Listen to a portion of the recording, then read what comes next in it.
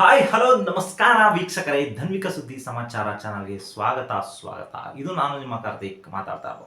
ಇವತ್ತಿನ ನಮ್ಮ ಈ ವಿಡಿಯೋ ಏನಕ್ಕಪ್ಪ ಅಂತಂದ್ರೆ 2024 T20 ವಿಶ್ವಕಪ್ನ ಬಗ್ಗೆ. ಹೌದು ಕಣ್ರಿ, 2024 T20 ವಿಶ್ವಕಪ್ನಲ್ಲಿ ನಾವು ಈಗ ಎಲ್ಲ ಪಂದ್ಯಗಳನ್ನ ಕಳೆದು ಫಿನಾಲೆಗೆ ಎಂಟ್ರಿ ಕೊಟ್ಟಿದ್ದೇವೆ. ಈ ಫಿನಾಲೆಗೆ ಮೊದಲ ತಂಡವಾಗಿ ಸೌತ್ ಆಫ್ರಿಕಾ ಎಂಟ್ರಿ ಕೊಟ್ಟರೆ, ಎರಡನೇ ತಂಡವಾಗಿ ನಮ್ಮ ಭಾರತ ಬಂದಿರೋದಂತೂ ಎಲ್ಲರಿಗೂ ನಿಜಕ್ಕೂ ಖುಷಿಯ ವಿಚಾರ ಅಂತಾನೆ ಹೇಳ್ಬೋದು. ಹಾಗೆ ಮೊದಲ ಸೆಮಿಫೈನಲ್ ಬಗ್ಗೆ ಒಂದಷ್ಟು ಮಾತಾಡೋದಾದರೆ, ಸೌತ್ ಆಫ್ರಿಕಾ ತಂಡ ಅಫ್ಘಾನಿಸ್ತಾನವನ್ನು ಸುಲಭವಾಗಿ ಸೋಲಿಸಿ ಫೈನಲ್ ಪ್ರವೇಶ ಮಾಡೋದ್ರೊಂದಿಗೆ ವಿಶ್ವ ದಾಖಲೆಯನ್ನು ನಿರ್ಮಾಣ ಮಾಡಿದ್ರೆ, ಅಫ್ಘಾನಿಸ್ತಾನ ಮೊದಲ ಸೆಮಿಫೈನಲ್ ಪ್ರವೇಶ ಮಾಡಿ ಅಲ್ಲಿ ಸೋಲನ್ನು ಅನುಭವಿಸಬೇಕಾಗುತ್ತೆ. ಹಾಗಾದರೆ ಯಾಕಪ್ಪ ಸೌತ್ ಆಫ್ರಿಕಾ ಫಿನಾಲೆಗೆ ಬರೋದ್ರೊಂದಿಗೆ ವಿಶ್ವ ದಾಖಲೆಯನ್ನು ನಿರ್ಮಾಣ ಮಾಡುತ್ತೆ ಅಂತ ಹೇಳೋದಾದರೆ, ಅದ್ರ ಬಗ್ಗೆ ನಾನು ಹೇಳ್ತೀನಿ ಕೇಳಿ. ಇದಕ್ಕೂ ಮುಂಚೆ ಸೌತ್ ಆಫ್ರಿಕಾ ಬರೋಬ್ಬರಿ 7 ಸಲ ಸೆಮಿಫೈನಲ್ಗೆ ಪ್ರವೇಶವನ್ನು ಮಾಡಿರುತ್ತೆ. ಆದರೆ ಆ 7 ಸೆಮಿಫೈನಲ್ಗಳಲ್ಲಿ ಯಾವ ಒಂದು ಪಂದ್ಯವನ್ನು ಗೆಲ್ಲದಂಥ ಸೌತ್ ಆಫ್ರಿಕಾ ಚೋಕರ್ಸ್ ಎಂಬ ಹಣೆಪಟ್ಟಿಯನ್ನು ಕಟ್ಕೋಬೇಕಾಗುತ್ತೆ. ಏಕೆಂತಂದರೆ ವಿಶ್ವದಲ್ಲಿ ಯಾವುದೇ ಒಂದು ತಂಡ ಕೂಡ 7 ಬಾರಿ ಸೆಮಿಫೈನಲ್ ಪ್ರವೇಶ ಮಾಡಿ ಒಂದು ಬಾರಿಯೂ ಕೂಡ ಫೈನಲ್ಗೆ ಪ್ರವೇಶ ಮಾಡದಂತಹ ಅಪಕೀರ್ತಿಯನ್ನು ಹೊಂದಿರುವಂಥ ಏಕೈಕ ರಾಷ್ಟ್ರ ಅಂತಂದರೆ ಅದು ಸೌತ್ ಆಫ್ರಿಕಾ ದೇಶ.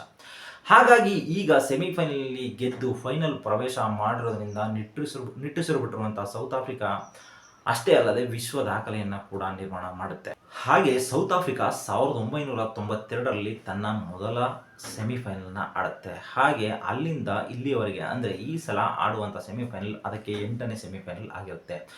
ಸೌತ್ ಆಫ್ರಿಕಾ 8ನೇ ಸೆಮಿಫೈನಲ್ನಲ್ಲಿ ತನ್ನ ಮೊದಲ ಜಯವನ್ನು ಗಳಿಸ್ಕೊಂಡ್ರೆ, ಅದಕ್ಕೂ ಮುಂಚೆ 7 ಸೆಮಿಫೈನಲ್ನಲ್ಲಿ 6ರಲ್ಲಿ ಸೋತು 1ರಲ್ಲಿ ಟೈ ಆಗಿರುತ್ತೆ. ಹಾಗಾದರೆ ಆ 6 ಪಂದ್ಯಗಳಲ್ಲಿ ಸೋತು ಟೂರ್ನಿಯಿಂದ ಎಲಿಮಿನೇಟ್ ಆಗೋದೇನೋ ಸರಿ, ಆದರೆ ಆ ಒಂದು ಟೈ ಆಗಿರುವ ಪಂದ್ಯದಿಂದ ಯಾಕೆ ಸೌತ್ ಆಫ್ರಿಕಾ ಎಲಿಮಿನೇಟ್ ಆಗುತ್ತೆ ಅಂತ ನೋಡೋದಾದರೆ, ಆ ಒಂದು ಪಂದ್ಯ 1999ರಲ್ಲಿ ಆಸ್ಟ್ರೇಲಿಯಾ ವಿರುದ್ಧ ಸೌತ್ ಆಫ್ರಿಕಾ ಆಡ್ತಾರೆ. ಆ ಪಂದ್ಯದಲ್ಲಿ ಮೊದಲ ಬ್ಯಾಟ್ ಬೀಸಿದ ಆಸ್ಟ್ರೇಲಿಯಾ 213 ರನ್ ಕಳಿಸುತ್ತೆ. ಮತ್ತು ಸೆಕೆಂಡ್ ಬ್ಯಾಟ್ ಮಾಡಿದ ಕೂಡ ಸೌತ್ ಆಫ್ರಿಕಾ ಸೇಮ್ 213 ರನ್ನೇ ಕಳಿಸುತ್ತೆ. ಆದರೆ ಟೈ ಆದರೆ ಯಾಕಪ್ಪ ಆಸ್ಟ್ರೇಲಿಯಾ ಫೈನಲ್ಗೆ ಹೋಗುತ್ತೆ, ಸೆಮಿಫೈನಲ್ ಟೂರ್ನಿಂದ ಎಕ್ಸಿಟ್ ಆಗುತ್ತೆ ಅಂತ ನೋಡೋದಾದರೆ, ಆವಾಗ ಟೈ ಆದರೆ ಯಾವುದೇ ರೀತಿ ಬೌಲ್ಡ್ ಔಟ್ ಆಪ್ಷನ್ಸ್ ಹಾಗೂ ಸೂಪರ್ ಓವರ್ ಆಪ್ಷನ್ ಇರೋದಿಲ್ಲ. ಏಕೆಂದರೆ ಕ್ರಿಕೆಟ್ ಅಷ್ಟರ ಮಟ್ಟಿಗೆ ಆಗ ಅಪ್ಡೇಟ್ ಆಗಿರೋದಿಲ್ಲ. ಹಾಗಾಗಿ ಸೂಪರ್ 8ನಲ್ಲಿ ಬೆಟರ್ ರನ್ ರೇಟ್ ಹೊಂದಿದ್ದಂಥ ಆಸ್ಟ್ರೇಲಿಯಾ ಫಿನಾಲ್ಗೆ ಹೋದರೆ, ಕಡಿಮೆ ರನ್ ರೇಟ್ ಹೊಂದಿದ್ದಂಥ ಸೌತ್ ಆಫ್ರಿಕಾ ಟೂರ್ನಿಂದ ಎಕ್ಸಿಟ್ ಆಗಿ ನಿರಾಸೆಯನ್ನು ಅನುಭವಿಸಬೇಕಾಗುತ್ತೆ. ಇಷ್ಟೆಲ್ಲ ಸಾಹಸವನ್ನು ಮಾಡಿದಂಥ ಸೌತ್ ಆಫ್ರಿಕಾ 7 ಬಾರಿ ಸೆಮಿಫೈನಲ್ಗೆ ಬಂದಿದ್ರು, ಒಂದು ಬಾರಿಯೂ ಕೂಡ ಫೈನಲ್ ಪ್ರವೇಶ ಮಾಡದೆ ನಿರಾಸೆ ಅನುಭವಿಸಿತ್ತು. ಆದರೆ ಈಗ ಮೊದಲ ಬಾರಿಗೆ ಏಡಿಯನ್ ಮಾರ್ಕ್ರಮ್ ನೇತೃತ್ವದ ಸೌತ್ ಆಫ್ರಿಕಾ ತಂಡ ಫೈನಲ್ಗೆ ಪ್ರವೇಶ ಮಾಡಿರೋದು ಆ ತಂಡಕ್ಕೆ ಮಾತ್ರವಲ್ಲದೆ ಇಡೀ ದೇಶವೇ ಕೂಡ ಸಂಭ್ರಮ ಮಾಡುವಂಥ ವಿಚಾರ ಅಂತ ಹೇಳಿದ್ರೆ ತಪ್ಪಾಗಲ್ಲ. ಇನ್ನು ಕ್ರಿಕೆಟ್ನ ಶಿಶು ಅಫ್ಘಾನಿಸ್ತಾನ ದೇಶದ ಬಗ್ಗೆ ಮಾತಾಡೋದಾದರೆ, ಅಫ್ಘಾನಿಸ್ತಾನ ದೇಶ 2015ರಲ್ಲಿ ತನ್ನ ಮೊದಲ ವಿಶ್ವಕಪ್ಪನ್ನು ಆಡುತ್ತೆ. ಅಲ್ಲಿಂದ ಇಲ್ಲಿವರೆಗೆ ಯಾವುದೇ ರೀತಿ ಸಾಧನೆಯನ್ನು ಮಾಡದಂಥ ಅಫ್ಘಾನಿಸ್ತಾನ ದೇಶ 2024 T20 ವಿಶ್ವಕಪ್ನಲ್ಲಿ ಮೊದಲ ಬಾರಿಗೆ ಸೆಮಿಫೈನಲ್ ಪ್ರವೇಶ ಮಾಡೋದ್ರೊಂದಿಗೆ ಇತಿಹಾಸವನ್ನು ನಿರ್ಮಾಣ ಮಾಡುತ್ತೆ. ಅಷ್ಟೇ ಅಲ್ಲದೆ ಅವರ ಪಾಲಿಗೆ ಇದು ವಿಶ್ವ ದಾಖಲೆ ಅಂತ ಹೇಳಿದ್ರೆ ಕೂಡ ತಪ್ಪಾಗಲ್ಲ. ಇನ್ನು ಸೆಮಿಫೈನಲ್ಗೆ ಬಂದಂಥ ಹಾದಿ ನೋಡೋದಾದರೆ, ಅಫ್ಘಾನಿಸ್ತಾನ ಲೀಗಲ್ಲಿ ಬಲಿಷ್ಠ ನ್ಯೂಜಿಲೆಂಡ್ ತಂಡವನ್ನು ಬಗ್ಗುಬಡಿಯುತ್ತೆ. ಮತ್ತು ಇನ್ನು ಸೂಪರ್ 8 ಹಂತದಲ್ಲಿ ಬಲಿಷ್ಠ ಆಸ್ಟ್ರೇಲಿಯಾ ವಿಶ್ವ ಚಾಂಪಿಯನ್ನರು, ನಾವೇ ವಿಶ್ವ ಚಾಂಪಿಯನ್ನರು, ನಮ್ಮನ್ನು ಬಿಟ್ಟರೆ ಇಲ್ಲ ಅಂತ ಮೆರೀತಿದ್ದಂಥ ಆಸ್ಟ್ರೇಲಿಯಾ ದೇಶವನ್ನು ಹೊಡೆದು ಕಳಿಸಿದಂಥ ರೀತಿ ನಿಜಕ್ಕೂ ಅಮೇಝಿಂಗ್ ಗುರು. ಆ ಒಂದು ವಿಚಾರಕ್ಕೆ ನಾನು ಅಫ್ಘಾನಿಸ್ತಾನ ದೇಶಕ್ಕೆ ಇಲ್ಲಿಂದಲೇ ಹ್ಯಾಟ್ಸ್ ಆಫ್ ಹೇಳ್ತೇನೆ. ಮತ್ತು ಇನ್ನು ನಿರ್ಣಾಯಕ ಪಂದ್ಯದಲ್ಲಿ ಬಾಂಗ್ಲಾದೇಶ ವಿರುದ್ಧ ರೋಚಕ 8 ರನ್ಗಳಿಂದ ಗೆದ್ದು ತನ್ನ ಸೆಮಿಫೈನಲ್ ಸ್ಪಾಟನ್ನು ಖಚಿತಪಡಿಸ್ಕೊತಾರೆ. ಮತ್ತು ಅಲ್ಲಿಂದ ಸೆಮಿಫೈನಲ್ನಲ್ಲಿ ಉತ್ತಮವಾದ ಪ್ರದರ್ಶನವನ್ನು ನೀಡೋಕ್ಕಾಗದೆ ಸೌತ್ ಆಫ್ರಿಕಾ ವಿರುದ್ಧ ಮುಗ್ಗರಿಸಿ ಅಲ್ಲಿಂದ ಸೋಲನ್ನು ಅನುಭವಿಸಿದ್ರು ಕೂಡ ಅಫ್ಘಾನಿಸ್ತಾನ ದೇಶಕ್ಕೆ ಇದೊಂದು ಮರೆಯಲಾಗದ ಟೂರ್ನಿ ಅಂತ ಹೇಳಿದ್ರೆ ತಪ್ಪಾಗಲ್ಲ. ಈ 2024ರ ವಿಶ್ವಕಪ್ನ ಕೆಲವೊಂದು ರಿಸಲ್ಟ್ ನೋಡೋದಾದರೆ ನಿಜಕ್ಕೂ ಅನ್ಬಿಲಿಯಬಲ್ ಅಂತಲೇ ಹೇಳ್ಬೋದು. ಯಾಕೆಂತಂದರೆ ಇದು ಒಂದು ಅನ್ಎಕ್ಸ್ಪೆಕ್ಟೆಡ್ ರಿಸಲ್ಟ್. ಈ ಒಂದು ರಿಸಲ್ಟನ್ನು ಯಾರು ಕೂಡ ಎಕ್ಸ್ಪೆಕ್ಟ್ ಮಾಡಿರಲಿಲ್ಲ. ಯಾಕೆಂತಂದರೆ ಸೌತ್ ಆಫ್ರಿಕಾ ಫಿನಾಲೆಗೆ ಬಂದಿದೆ, ಅಫ್ಘಾನಿಸ್ತಾನ ಸೆಮಿಫೈನಲ್ ಸಾಧನೆ ಮಾಡಿದೆ. ಹಾಗಾಗಿ ಇದೊಂದು ನಿಜಕ್ಕೂ ಅಚ್ಚರಿ ವಿಚಾರ ಅಂತ ಹೇಳಿದ್ರೆ ತಪ್ಪಾಗಲ್ಲ.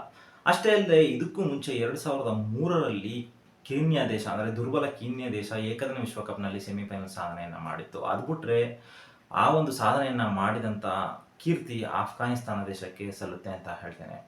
ವೀಕ್ಷಕರೇ, ಇನ್ನು 2ನೇ ಸೆಮಿಫೈನಲ್ ಬಗ್ಗೆ ಮಾತಾಡೋದಾದರೆ, ನಮ್ಮ ಭಾರತ ತಂಡ ಬಲಿಷ್ಠ ಆಂಗ್ಲರಿಗೆ ಮಣ್ಣು ಮುಕ್ಕಿಸಿ ಮನೆ ಕಳಿಸೋದ್ರ ಜೊತೆಗೆ ಫೈನಲ್ ಪ್ರವೇಶವನ್ನು ಮಾಡಿದೆ. ಆ ಮೂಲಕ 4ನೇ ವಿಶ್ವಕಪ್ ಗರಿಯ ಮೇಲೆ ಕಣ್ಣಿಟ್ಟಿದೆ ಅಂತ ಹೇಳಿದ್ರೆ ತಪ್ಪಾಗಲ್ಲ.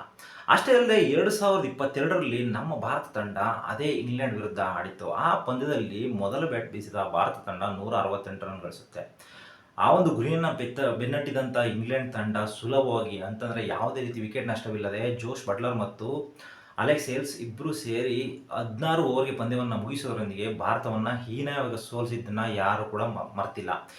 ಈ ಒಂದು ಪಂದ್ಯದಲ್ಲೂ ಕೂಡ ಅದೇ ರೀತಿ ಆಗ್ಬೋದೇನೋ ಅಂತ ಎಷ್ಟೋ ಅಭಿಮಾನಿಗಳು ಅಂದ್ಕೊಂಡಿದ್ದಂತೂ ಸತ್ಯ. ಆದರೆ ಈ ಸಲ ಆಗಿದ್ದೇ ಬೇರೆ. ಮೊದಲು ಬ್ಯಾಟ್ ಬೀಸಿದ ಭಾರತ 171 ರನ್ ಗಳಿಸುತ್ತೆ. ಅದೇ ರೀತಿ ಸೇಮ್ ಟಾರ್ಗೆಟನ್ನು ನೀಡುತ್ತೆ. ಆದರೆ ಈ ಸಲ ಪಿಚ್ಚು ವೆಸ್ಟ್ ಇಂಡೀಸ್ ಪಿಚ್ ಆಗಿರೋದ್ರಿಂದ ನಿಜಕ್ಕೂ ಅದು ಟಫೆಸ್ಟ್ ಪಿಚ್ ಆಗಿರುತ್ತೆ ಬ್ಯಾಟ್ಸ್ಮನ್ಗಳಿಗೆ. ಆ ಒಂದು ಕಾರಣದಿಂದ ತನ್ನ ಉತ್ತಮವಾದಂಥ ಬೌಲಿಂಗನ್ನು ಸರಿಯಾಗಿ ಬಳಸ್ಕೊಂಡಂಥ ಭಾರತ ತಂಡ ಆಂಗ್ಲರನ್ನು ಮನೆಗೆ ಹೊಡೆದು ಕಳಿಸೋದ್ರ ಮೂಲಕ ಫೈನಲ್ಗೆ ಪ್ರವೇಶ ಮಾಡಿದೆ. ಇನ್ನು ಫೈನಲ್ ಆಗಿ ಹೇಳೋದಿಷ್ಟೇ, ಈಗ ನಾಳೆ ನಡೆಯುವಂಥ ಪಂದ್ಯದಲ್ಲಿ ಭಾರತ ಸೌತ್ ಆಫ್ರಿಕಾವನ್ನು ಎದುರಿಸ್ತಾ ಇದೆ.